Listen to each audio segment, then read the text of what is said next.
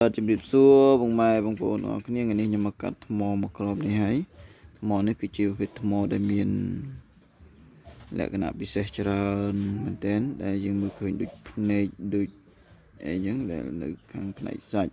របស់ថ្មនេះខ្ញុំមិនដែលបានជួបដែរទុកទៅជួបមកក្របហ្នឹងតែជំរឿយើងកាត់ទៅវាបានរូបរាងបានសាច់ក្នុងហ្នឹងពណ៌ខាងក្នុងហ្នឹងគឺយ៉ាងម៉េចអីមកចឹងខ្ញុំកាត់ហើយថតបង្ហាញនៅคลิปបន្ទាប់ព្រោះ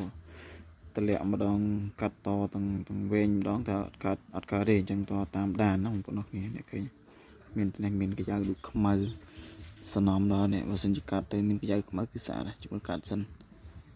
គេឈ្នួតនេះឃើញបងប្អូនគ្នានេះភាគ2គឺបានហើយហើយយើងទៅមើលសាច់ក្នុងទាំងអស់គ្នាបាននេះអូនឹងស្អីតស្អីទេតកាត់ទៀតអរគុណដល់ទីតាច់ស្លជួតគួនមកបាច់គួនទេបង